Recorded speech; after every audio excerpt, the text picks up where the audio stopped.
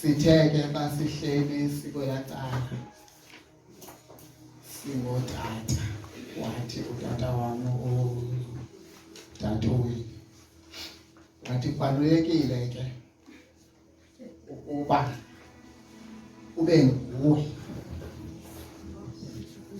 like ungazenzi omnye umntu.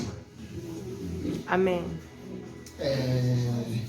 Ndingathi xa ndibona ubhuti amehlo eme apha eshumayela efundisa ndiqonda uba ndifuna ukuzenza untamehlo. Haleluya. Tata wami into bendiyithethile gqibela kwam ukuma apha ndishumayele ukuba yeyandibulala kakhulu into yokuzenza into endingeyiyo. Haleluya. Yho, enye into tata wam niyandisikelela. Amen. Indlela le nifundisa ngayo ngonve ngiqonda heyi ingathi le nto yam into ndiyoyenza ayiyo. Makhe ndizame uzenza le nto. Ndithi sendizama unyuka heyi ndiphinde ndikhumbule bayekanele ngabantu Nkosi yami. uThixo ke wandenzela isithukuthezi esikhulu ngaloo nto uba mandingazenzi into endingeyiyo. Haleluya. Haleluya. Nditshilo kathi ndisindisiwe. Haleluya. Sizawuthandazana my brother nosisi wam nosisi bam aba bebelapha. Ootata bazoza bazothandaza ngani ibandla lonke lolulisandla kuwo. Sithandazeni, siyamthemba uThixo uba loo nto leyo ayisenamandla wokuba iphinde iyenzeke. uThixo wethu uthembekile, uthe nantoni na esicelayo uyawusenzela. Wathi futhi ndakulenza izwi lam ukuba ndiyiphaphele.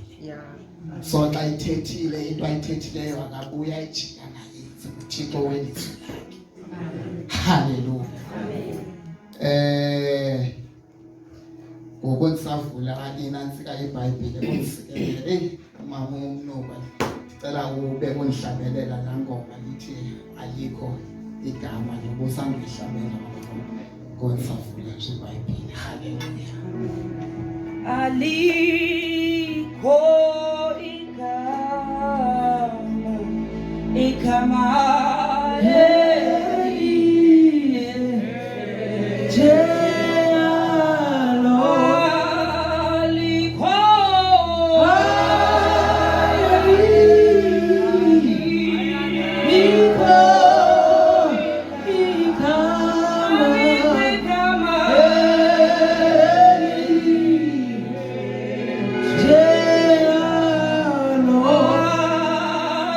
Oh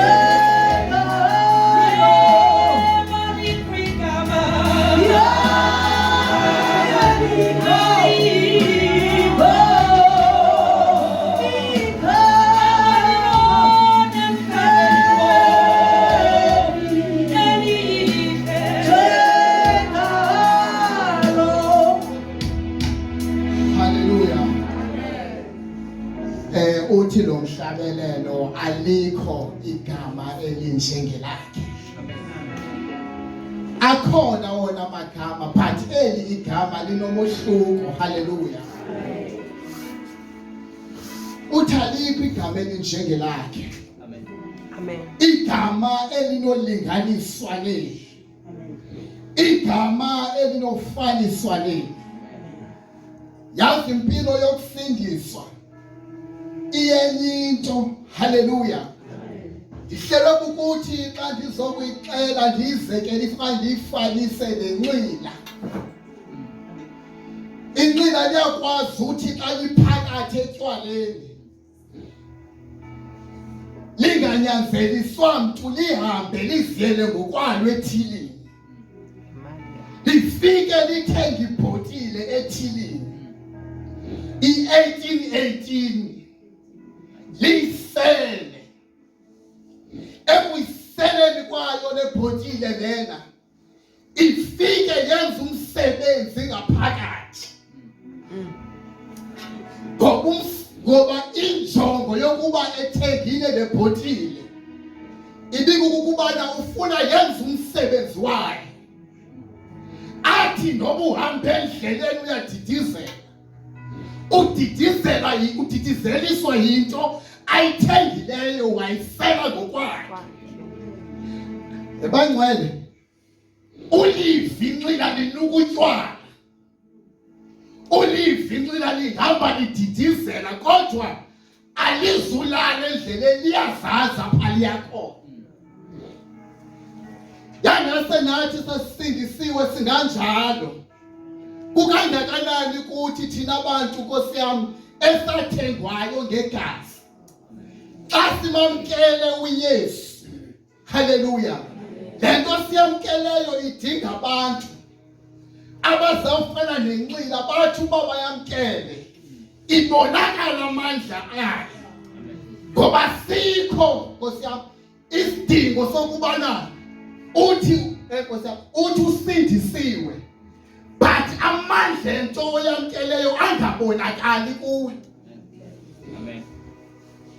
Sinabazalwana abathetha ngomlomo but kasijonge into abayamkeleyo ayibonakali ngaphakathi kubo.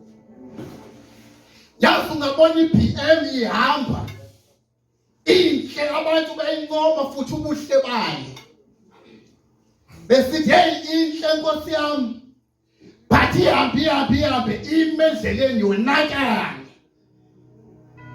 Konakala into ebinconywa ngabantu kubana inhle endleleni ngexesha ebihamba ngalo.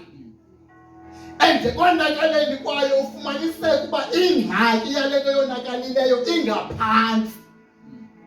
Naw uma ingaphansi idinga ukujekwa ukuzilungiswe lento ingaphansi because ayizukwazi ukulungiseka ingakhange ijekwe. Ujeki ke inhlambuluko.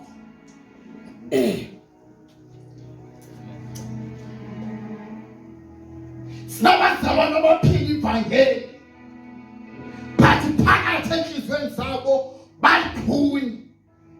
Amen. Sine-worshippers ezimapha zihlabele but ngaphakathi enhliziyweni yabo basazi kahle ukuba badinga ukusetshenzwa ngujeki bahlambulule. Angekho ibandla lokheke xa abantu abakulo bengakhange bokheke. Angekho ushumayela ilizwi lingakhange likuhle wena kuqala. Before ushumayela ilizwi lento ishumayelayo mayibe iqale yasebenza wena kuqala. Amen. Sidinga abantu abazawuvunyela ukusetyenzwa lilizwi.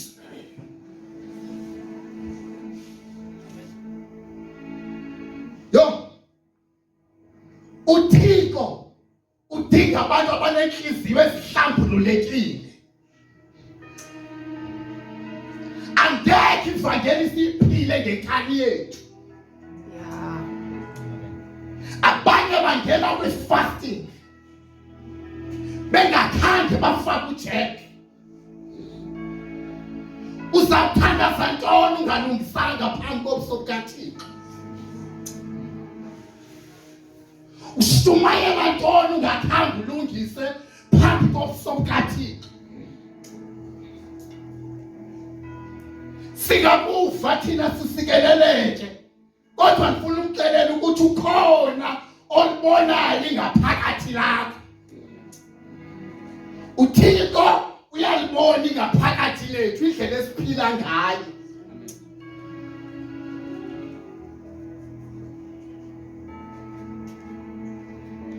Into engaphandle ayibalulekanga ukodlula into engaphakathi. Ungathatha idrink opop, la nto kuthiwa yi-sweet 8 ye-orange, uthatha iqhongo le-refresh le-orange, wenza i-sweet 8.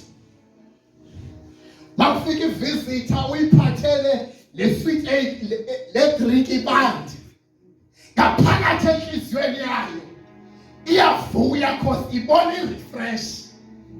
Maesela avela dane cause akho acid. Ngoba yona nto efunekayo i-acid, yile iphilileyo ilapha ngaphakathi elibhotileni. Ayikho. Sibona umuntu edana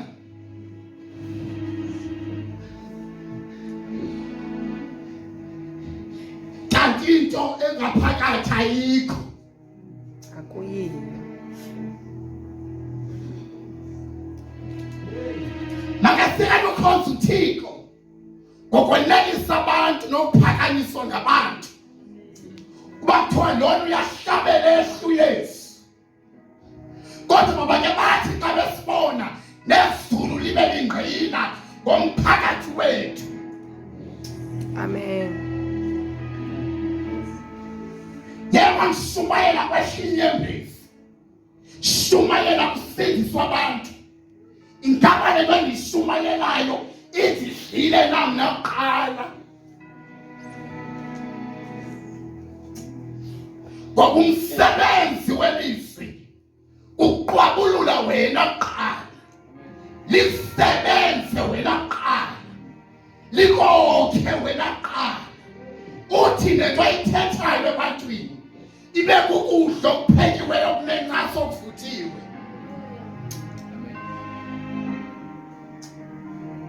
Makasisebenze imiphakathi yethu. Ayikho ke into ezawusebenzisa imiphakathi wethu kukwayika uThixo, sisilungise phambi koThixo, sihlambuluke phambi koThixo.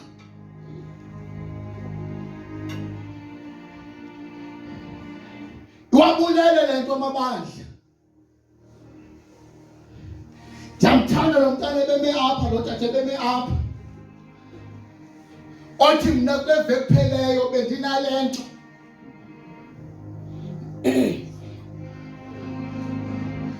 Ubonakalisa into ebim-atheka. Le nto ndiyitshoyo ndingathi yindlela ahlambuluka ngayo. Kukuwe uba uthi xa umbona endleleni uthi yeyi laa dade wayenje, yena uyilungisile phambi koThixo. Amen. Ebulaleka nje amabandla kungathembeki kwethu. Abantu nje bedinga indawo zokuhlambuluka kungathembeki kwethu. Ndiyazibala nami ngaphakathi. Kungathembeki kwethu kuqothisa umsebenzi kaThixo.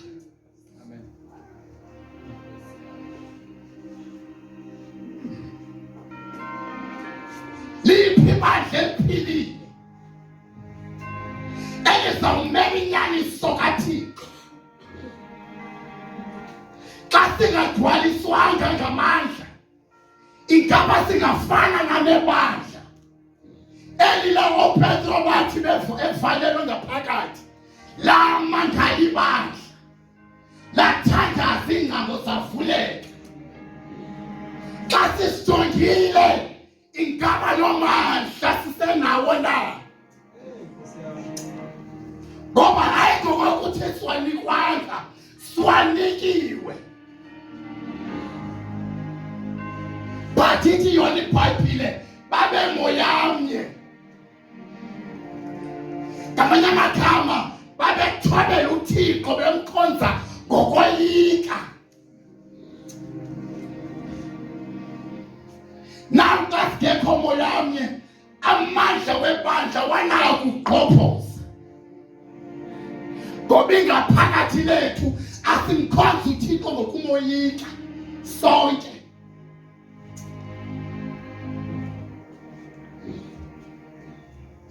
Ibuhlungu impilo yonke ukuthi usindisiwe kodwa ihambe ibingayipheli loo nto.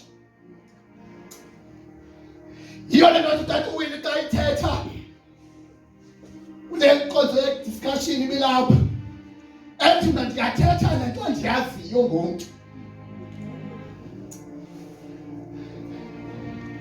Aphinde futhi athi ngabe usindisiwe na umuntu ojonayo bathini. Maphela impilo yokusindiswa noba xa uhlangana noYesu uyasiya. Then ulandele yena ungenamthwalo ngoba uqolo sekakuhle wakuthembisa kuba zonke izirheleko zakho azikubalwa ngenxa yobulungisa bakho benzile phambi kwakhe.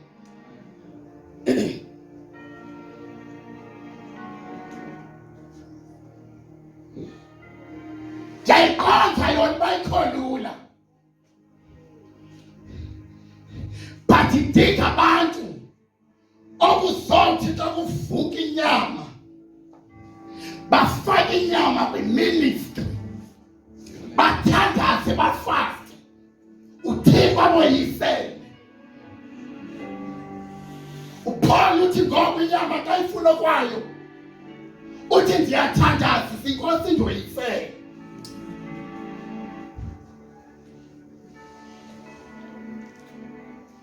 uThixo udinge lo bandla linjalo.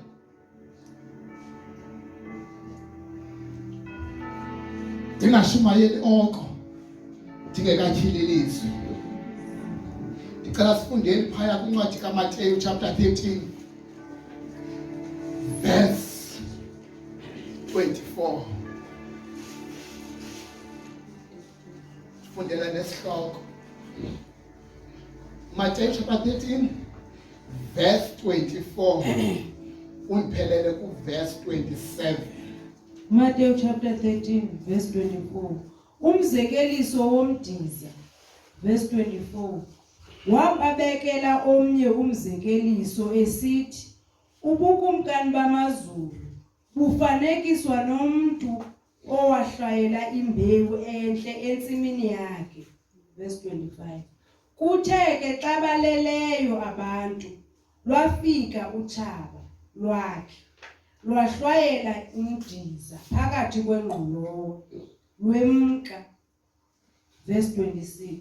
Ithe ke yakudubula yakuba nenkozo wandula ukubonakala nomdiza. Hallelujah. Amen. Ithi ke ngoku apha ku verse 36 incazelo yomzekeliso womdiza. Ithi iBhayibhile bafika, ithi iBhayibhile wazandulela abafundi. Ithi iBhayibhile wangena emzini lowo beza kuye abafundi bathi Nkosi sicela usixelele lo mzekelo womdiza.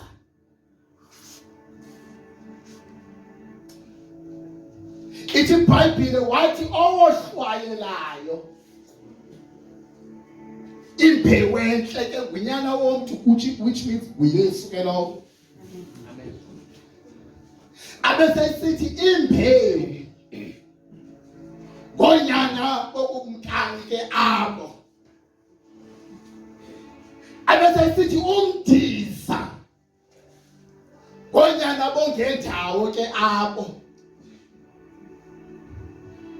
Abesesithi umahlwayeli womdiza umtsholi ke lowo. abesesithi insini lihlabathi ke elo, abesesithi abavuni ukusomba kwehlabathi ke elo, abesesithi Nkosi yami. Hallelujah. Hallelujah. Abese sithi ababuthi abafuni abese sithi zizithunywa ke ezo. Hallelujah. Ithi iBhayibhile ungu Alpha ungu Omega, usisiqalo usisiphelo, uye wadala izulu nomhlaba, uye wadala konke okusezulwini nesithunywa zaphakathi kwelotha, noSathana waphakathi kwelotha. Wathi xa idala wasidala nazo safana naye. uSathana wona ezulwini, bese sithi kwincwadi yeRevelation yaphoswa phansi ke inyoka leyo uSathana.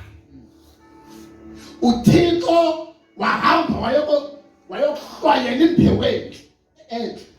Ithi iBhayibhile wadala uAdam noEva. Ekudaleni kwakhe uAdam noEva, ithi iBhayibhile akavelanga wabadala nje, but before abadala uthe masenzeni umuntu ngokwemfuza yethu nangokomfanekiso wethu. Sisininzi ke eso, masenzeni umuntu. Ndingathi isithunywa sasiphakathi kwelotha, because uthi masenzeni umuntu ngokufana kwethu. Ithi iBhayibhile wabadala wabawisela umthetho kwindawo abamatye kuzo nakwindawo ababangatyi kuzo. Kuba ningatya kuyo yonke imithi kodwa kuluphakathi ningatyi. Ithi iBhayibhile wafika bahamba abaninimzi. Xa uyifunda apha komzekeliso, lafika isela umtyholi, lazodala imbewu lazotyala imbewu yalo phakathi lazotyala umdiza phakathi kwembewu entle eyohlwayelwe uThixo. Lathi ngabona iqelele na ukubana ningatyi apha kuloo mthi. Ndiyayithanda impendulo kaEva, uthi usixelele, hayi ngokokuthi akalivanga ilizwi, but kuyabonakala ukubana ilizwi alimsebenzanga. Ngoba uba belimsebenzile ngemile wathi thina sizukutya kuloo mthi.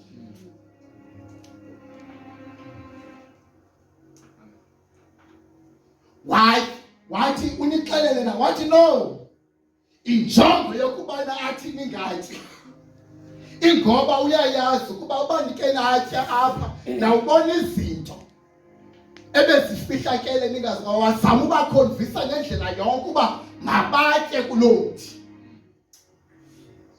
Ithi iBhayibhile ke batya. Ngexesha betyayo ithi iBhayibhile baqabululuka amehlo, baqala ukuzibona ukuthi baze abanxibanga. Ngexesha bazibonayo ukuba baze zazala izifo, ngexesha bazibonayo ukuba baze abanxibanga zazala izigulo, ngexesha bazibonayo ukuba baze banxibile bagcwala ubugqwirha. Ngoba uThixo wayengayidalanga yonke enye into, but ngenxa yokungaphulaphuli kwabo kwavela izinto uThixo ebengakhange azohlwayela. Naw uthi iBhayibhile xa befika abomzi, ithi iBhayibhile zathi isithunywa apha kulo mzekeliso abomzi bathi ubungohlwayelanga mbewu entle na, ngoku ivuza phi na umdiza. Wathi uThixo, lo mdiza niwubonayo olu lutshaba olu, ayonto ebendiyohlwayele le. Ithi iBhayibhile bathi singayimontuli na, wathi no, limonculo ngoba hleze xa lisusa nisuse nale ilungileyo ziyekeni izikhule zombili sakhula zombili kuba nangoku kusekhona imbewu enhle kusekhona umdiza ukhona i-false prophets ukhona abantu abapreachayo kodwa impilo yabo ayikhonhle kuThixo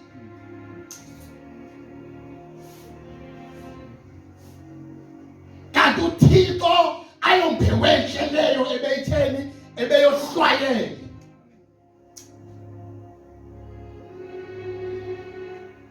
wathi ziyeke sikhule zombili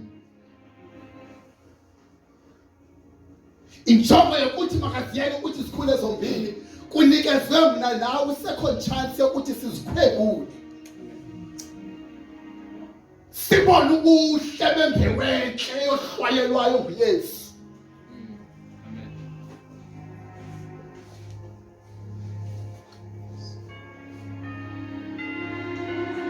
wathi ziyeke ngoba uyalazi ixesha apho kufuneka ntoni ziqokelelwe zabuthwa khona isiphelo somhlaba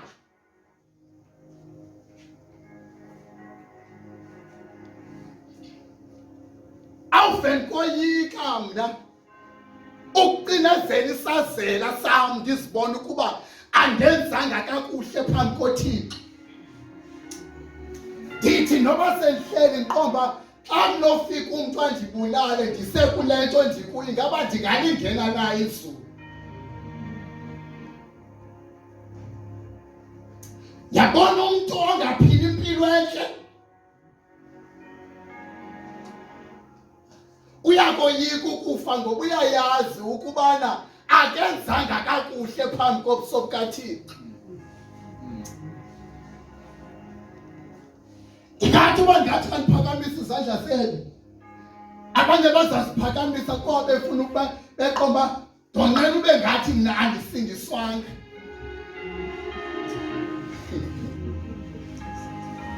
ukwenzela abantu ukubulala wena ngoba umuntu ndithi akanazulu umuntu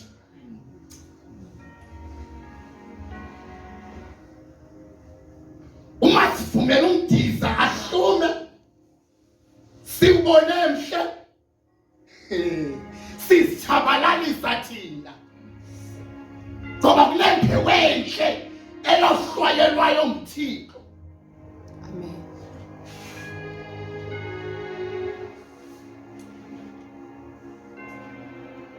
kule mbewu enhle elohlwayelwayo nguThixo iyona nto ithi kwenye incwadi akungabo bonke abaya ukuthi inkosi inkosi babungene kumkani bukaThixo Amen. abanye bazawuthi ndiworshipile ndiworshipile abantu bakhala baphila abanye ndipreachile abantu basindiswa abanye ndiprofethile ndabacela nje Nkosi egameni lakho athowenqanjweni ohlabelayo uyawuthi dethani ngoba ndinazi phambi kwami ndithi sukani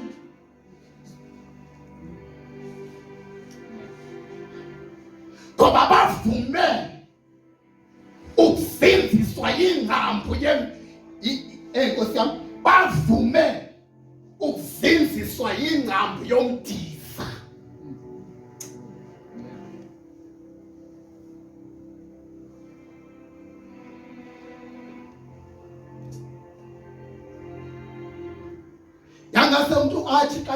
yangase umuntu angathi xa imile apha esibuka esithi awuveni bahle sibe sibahle nyani nangaphakathi Amen. ngoba ingaphakathi libe lonakalisa umntu ingaphakathi libe lonakalisa umntu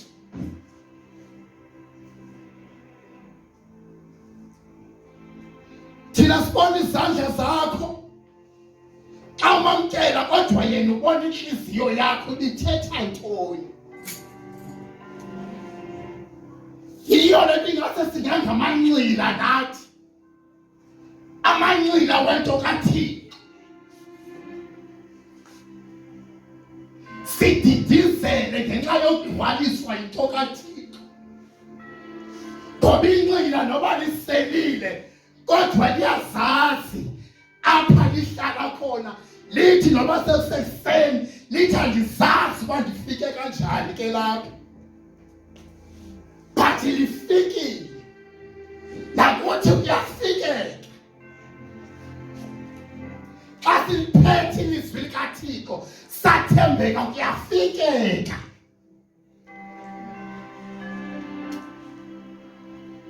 Nyamezelani kude kube sekupheleni. Alizudika. Esathi ubhutsweni ethi akanyobeki.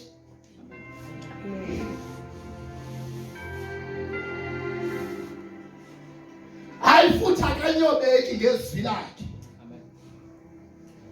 Noma ungaguqa uthandaze ukhale uba ulungisanga ngezwi lakhe akanyobeki. Amen. Okwethu ukuzigcina silungile phambi kobuso bakhe.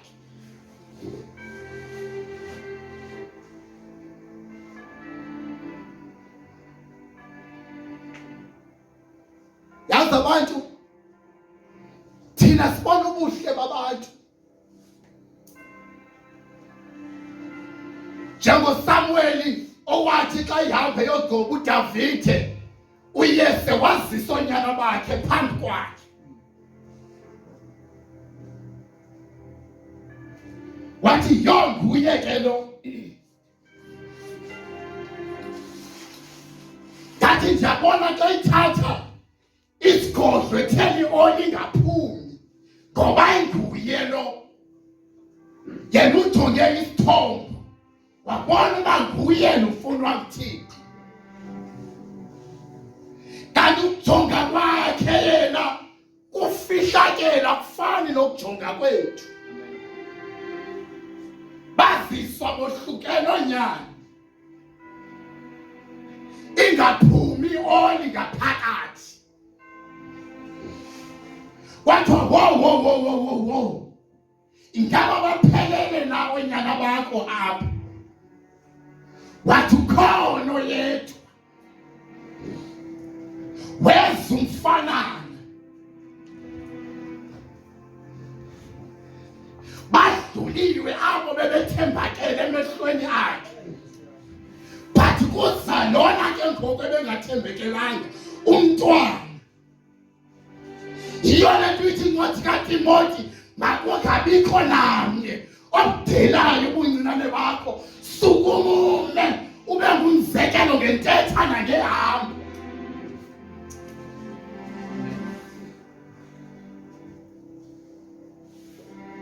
Masifike isigodlo phezu kwentloko yakhe.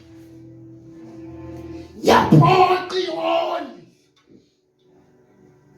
Ngoba uThixo uyabazi bakhe. Wazi inhliziyo kaDavide. Akazi mphandle kwakhe. Kodwa wazi umphakathi wenhliziyo kaDavide. Ngoba into uThixo ayidingayo emntwini inhliziyo ezinikele ngokupheleleyo. Awuzibalulekile impilo. Impilo enhle phambi kobuso bukaThixo.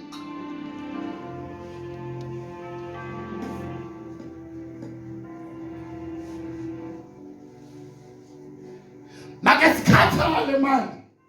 Ukunconywa ngabantu. Nakathi unkesithi uyayishumayele. Ubusithi yo ingaba lento endishumayeleyo mnaThixo indidlile ndiyayiphila na. Indidlile mna kuqala.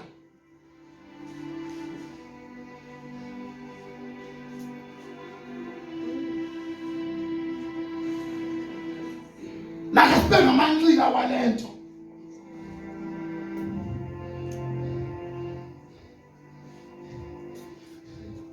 Make sididizelise sibe ngamanxila wayo.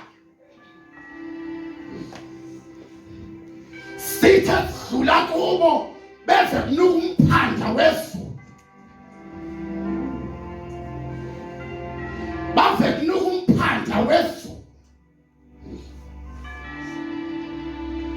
bangabona uonela kodwa babona uThixo phakathi ko-onela.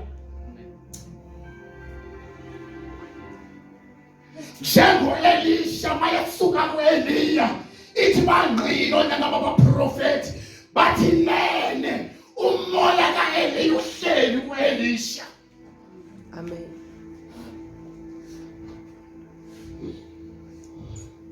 Okwethu nje masiphe siphele kodwa kuvela ukuphakama kwakhe.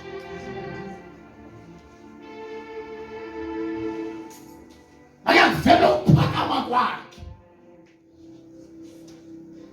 Zithi nenyembezi zethu noma ziyehla sithandaza kodwa zibe zimsulwa phambi kobuso bukaThixo. Athi ohlabelayo andile kaMajona athi awuzazi inyembezi zami, athi ungangithulisi wena, athi ungangithulisi kuba awuzazi inyembezi zami, kuba noma edumisa kodwa wazaphi uThixo amhlangule khona. Mamelani bangcwele, kaloku thina sasingazixabisanga kodwa wafika yena wasamkela wasixabisa. Sathi singazithandi singazinakekelanga kodwa wadela kwakhe ukuphila, wehla wesemhlabeni wazosithanda. Sathi singaphakathi emgodini olula isandla sakhe sinamandla wasihlangula emigodini esikuyo. Sahlangulwa.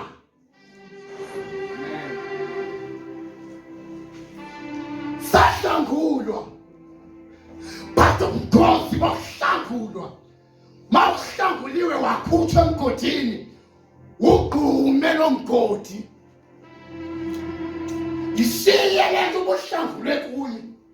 Ngoba xa ungewugqumanga uyakwazi ukubuyelela kulanto. Amen. Wagqume. Ungathi usindisiwe. Unqanwele ihlabathi lithi ihlabathi ndiyayithanda kodwa ngensindiso kabani iya-understandeka yona, yena kabethi. Iyakwazi uku-understand, akafani nabanye abantu. Yo, sindisa usindiselwa abantu kodwa badliwayo lilizwi benzo kwakho ukuthanda, baphulaphula kwakho ukuthetha. Asifuna ukuthandwa ngabo, sathandwa. Khona wadela kwakho ukuphila kuze bonke abaphilayo bangaphileli bona. Athi uPawulos akusaphili mna, uKristu ophilayo ngaphakathi kum. Le nto ingaphakathi asidinga uyibone yangaphandle kodwa sidinga ubone yangaphakathi. Ewe siyakuva ukuthi usindisiwe kodwa sidinga ubone imisebenzi ukuba yiyona le nto osibiza ngayo. Amen. Iyo le nto osibiza ngayo na. Kwamngetha ntoni na uba sisuze izinto zomhlaba kunoba silahlekelwe kukuphila kwethu.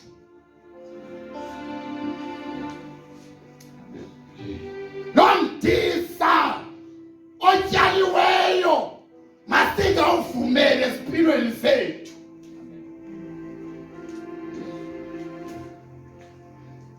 Nabathiwa kuyeke kukhule konke, bathi thina singaba bomdisa, singabe mbewenhle kaThixo.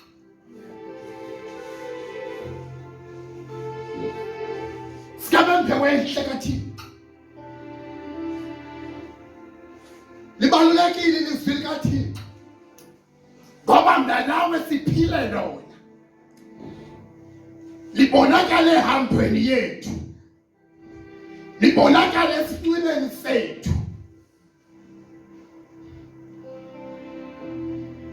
Xa kungenile into kaThixo nefamily yakho iyoyika ukwenza nantoni na phambi kwakho.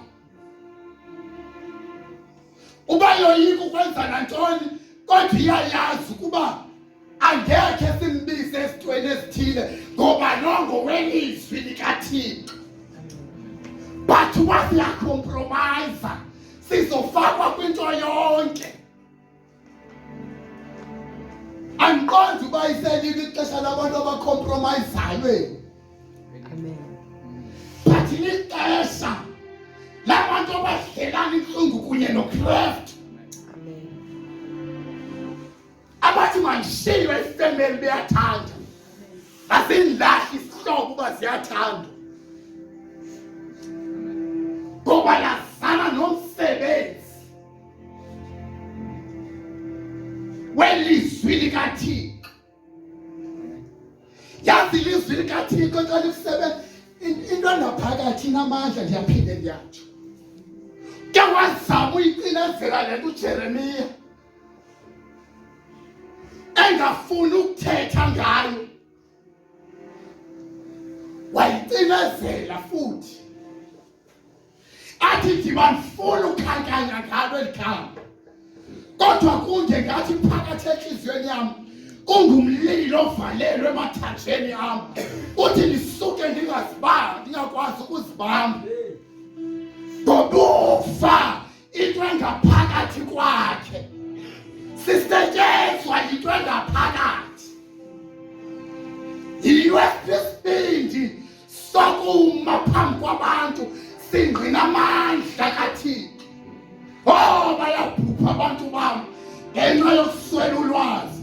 Baphekade abantu bembewu elungile yohlwayelwe nguThixo. Baphi?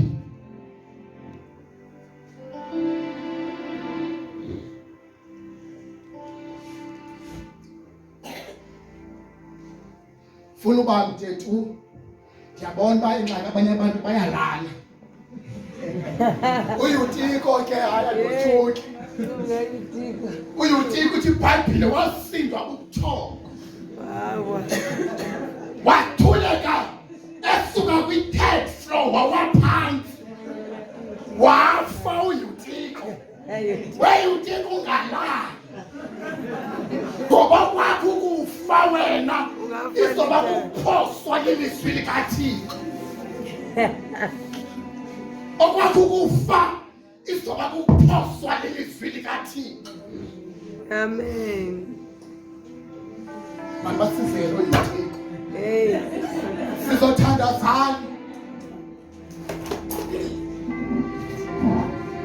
Utiko Sizothandazana. sekasile. Khona uhleli phansi kuloo ndawo kuyo. My brother and sister. Mama wam, tata wam ukhona. Endingaphakathi lakho laziwa nguwe ukuba lime kanjani phakathi komnikazi wakho.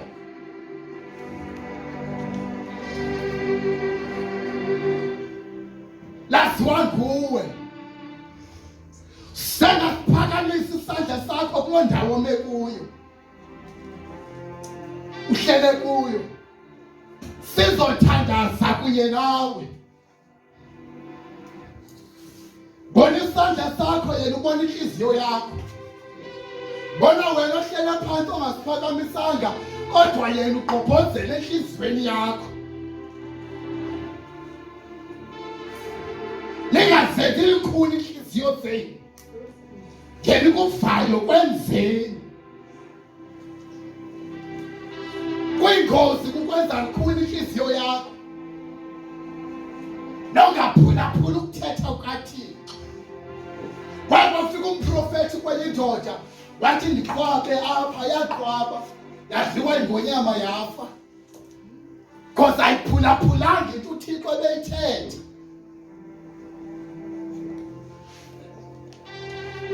Ayaqhwaba. iBhayibhile. sihleli silapha ndithi ngaphakathi lakho laziwa nguwe andilazi.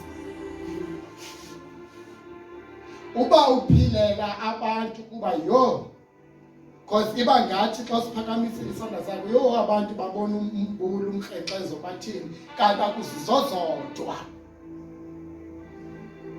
izinto ezibulala into yangaphakathi. Senga siphakamisa isandla sakho kuloo ndawo kuyo sithandaze kunye nawe.